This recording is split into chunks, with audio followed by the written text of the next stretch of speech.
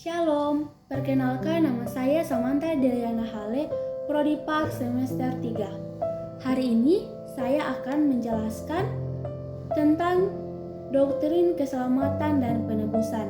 Saya mengambil dari buku Soteriologi, Doktrin Keselamatan yang ditulis oleh Dr. Peter Wongso. Di dalam buku tersebut ada beberapa tokoh yang berpandangan tentang keselamatan.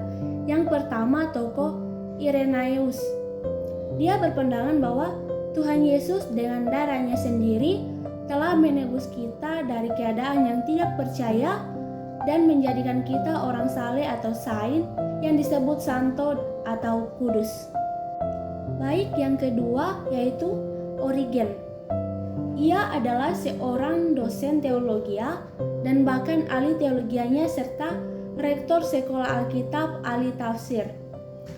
Pengajarannya tentang keselamatan, bahwa perjanjian Allah dengan manusia berdasarkan darah Kristus supaya orang percaya pada Yesus anak Allah yang lahir dan sengsara dalam tubuh akan beroleh hidup yang kekal.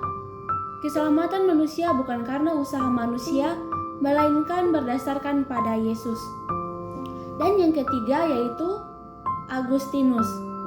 Agustinus, ia adalah ahli hukum dan pengarang banyak buku antara lain The City of God dan Confession. Pengajarannya tentang keselamatan, bahwa kehendak Allah yang mutlak dan nyata.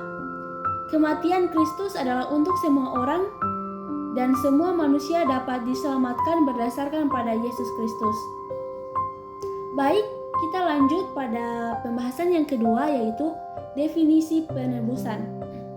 Penebusan artinya ialah pemilik barang dengan suatu harga tertentu atau penyertaan untuk mengambil atau membeli kembali barang yang dimilikinya semula, baik itu berupa tanah atau orang sehingga menjadi hak miliknya kembali, dimiliki oleh yang empunya terhadap benda atau manusia.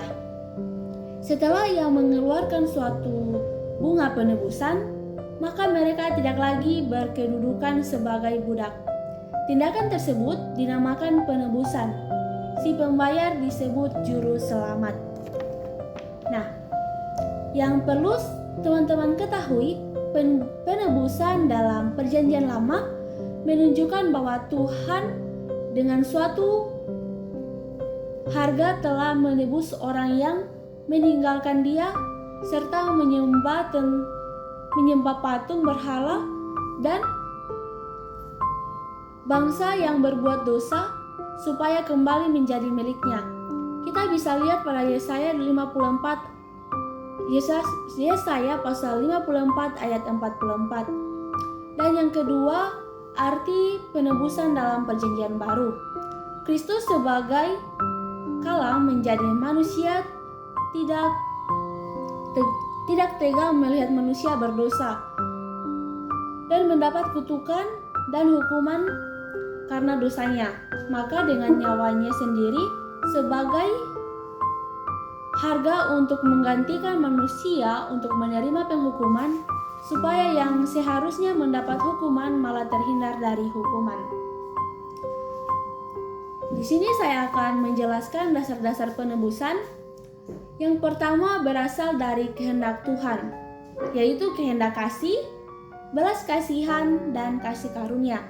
Dan yang kedua, penebusan melalui darah yang kudus. Kita bisa lihat dalam kitab Keluaran pasal 12 ayat 13. Dan yang ketiga, melalui kuasa Roh Kudus. Kita juga bisa lihat pada kitab Keluaran pasal 13 ayat 14. Dan yang kedua, pekerjaan untuk menggenapi penebusan. Yang pertama, kelahiran Kristus. Yang kedua, kematian Kristus. Yang ketiga, kebangkitan Kristus. Yang keempat, Kristus naik ke surga. Dan yang terakhir, Kristus datang kembali. Di sini ada lingkungan berlakunya keselamatan. Yang pertama, lingkungan umum, yaitu Tuhan Yesus adalah juru selamat seluruh dunia. Dan yang kedua, lingkungan khusus. Lingkungan khusus ini ada 3, yaitu yang pertama, dalam lingkungan orang yang percaya, kita bisa lihat dalam 1 Timotius pasal 4 ayat 10. Dan yang kedua, dalam lingkungan gereja, kita bisa lihat dalam Efesus pasal 5 ayat 25. Dan yang ketiga, dalam lingkungan umatnya, kita juga bisa lihat dalam Yohanes pasal 11 ayat 51 sampai dengan yang ke-52. Jadi, kata umatnya ini berarti orang-orang Yahudi yang tersebar ke seluruh bumi. Kita bisa lihat dalam Hosea pasal 1 ayat 10 sampai ke yang ke-11 adalah umat Yesus, yaitu orang-orang yang percaya pada Yesus. Kita bisa lihat pada kitab Kisah Para Rasul pasal 18 ayat 9 sampai yang ke-11. Jadi teman-teman, keselamatan ini patut disebarkan ke seluruh muka bumi. Keselamatan adalah untuk semua bangsa, maka Injil harus diberitakan ke seluruh bumi. Sekian, terima kasih. Shalom.